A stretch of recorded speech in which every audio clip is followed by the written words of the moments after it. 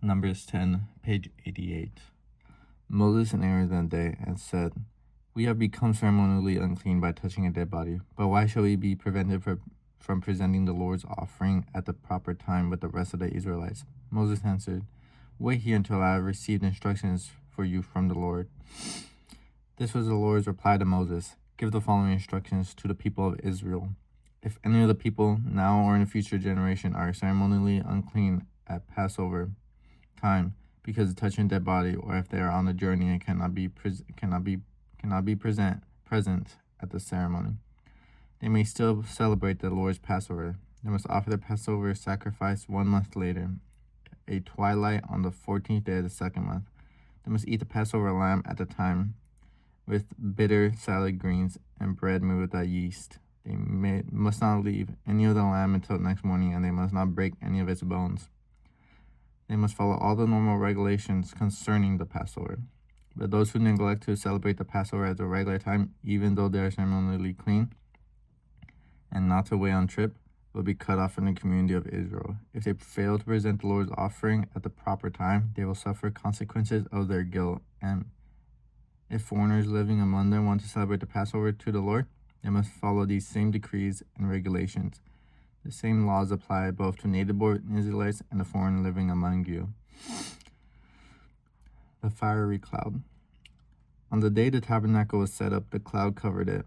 But from evening until morning, the cloud over the tabernacle looked like a pillar of fire. This was the regular pattern. At night, the cloud that covered the tabernacle had the appearance of fire.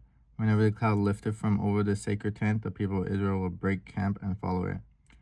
And wherever the cloud settled, the people of Israel would set up camp. In this way, they traveled and camped at the Lord's command whenever he told them to go. Then they remained in their camp as long as the cloud stayed over the tabernacle. If the cloud remained over the tabernacle for a long time, the Israelites stayed and performed their duty to the Lord. Sometimes the cloud would stay over the tabernacle for only a few days, so the people would only stay a few days, as the Lord commanded. Then, at the Lord's command, they would break camp and move on. Sometimes the cloud stayed only overnight and lifted the next morning, but day or night, when the cloud lifted, the people broke camp, moved on. Whether the cloud stayed above the tabernacle for 2 days, a month, or a year, the people of Israel stayed in camp and did not move on. But as soon as it lifted, they broke camp and moved on. So they camped or traveled at the Lord's command, and they did whatever the Lord told them through Moses. The silver trumpets. Now the Lord said to Moses, "Make 200 trumpets of hammered silver for calling the community to assemble and for signaling the breaking of camp. When both trumpets are blown, everyone must gather before you at the entrance of the tabernacle. But if only one trumpet is blown, then only the leaders, the heads of clans of Israel, must present themselves to you. When you sound a signal to move on, the tribes camped on the east side of the tabernacle must break camp and move forward. When you sound the signal a second time, the tribes camped on the south will follow. You must sound short blasts as the signals for moving on. But when you call the people to an assembly, blow the trumpets with a different signal. Only the priest, Aaron's descendants, are allowed to blow the trumpets. This is a permanent law for you to be observed from generation to generation. When you arrive in your own land and go to war against your enemies who attack you, sound the alarm with trumpets. Then the Lord God will remember you and rescue you from your enemies. Blow your trumpets at times of gladness too, sounding them at your annual festivals at the beginning of each month, and blow the trumpets over your burnt offerings and peace offerings. The trumpets will remind you, your God, of his covenant with you. I am the Lord, your God." The Israelites leave Sinai. In the second year after Israel's departure from Egypt, on the 20th day of the second month, the cloud lifted from the tabernacle of the covenant. So the Israelites set out from the wilderness of Sinai and traveled on from place to place until the cloud stopped in the wilderness of Paran. When the people set out for the first time, following the instructions the Lord had given them through Moses, Judah's troops led the way. They marched behind their banners and their leader, Nahshon, son of Amminadab. They were joined by the troops of the tribe of Issachar, led by Nathaniel, son of Zuar, and the troops of the tribe of Zebulun, led by Eliab, son of Helon. Then the tabernacle was taken down, and the Gershonite and Merarite division of the Levites were next in line of march, carrying the tabernacle with them.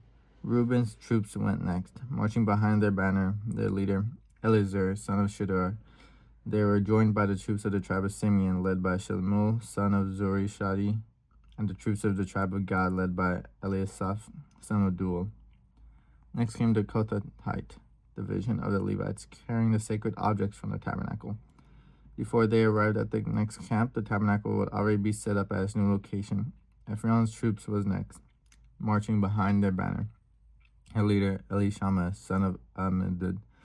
They were joined by the troops of the tribe of Manasseh, led by Gamaliel, son of Pedahzur, and the troops of the tribe of Benjamin, led by Abidan, son of Gedani. Dan's troops went last, marching behind their banner and serving as a rear guard for all the tribal camps. Their leader, Ahizar, son of Amshadai. They were joined by the troops of the tribe of Asher, led by Pagiel, son of Okran, and the troops of the tribe of Naphtali, led by Ahir, son of Enan. This was the order in which the Israelites marched, division by division. One day Moses said to his brother-in-law, Hobab, son of Reuel the Midianite, we are on our way to a place the Lord promised us. For he said, I will give it to you. Come with us, and we will treat you well, for the Lord has promised wonderful blessings for Israel. But Hobab replied, No, I will not go. I must return to my own land and family. Please don't leave us, Moses pleaded. You know that.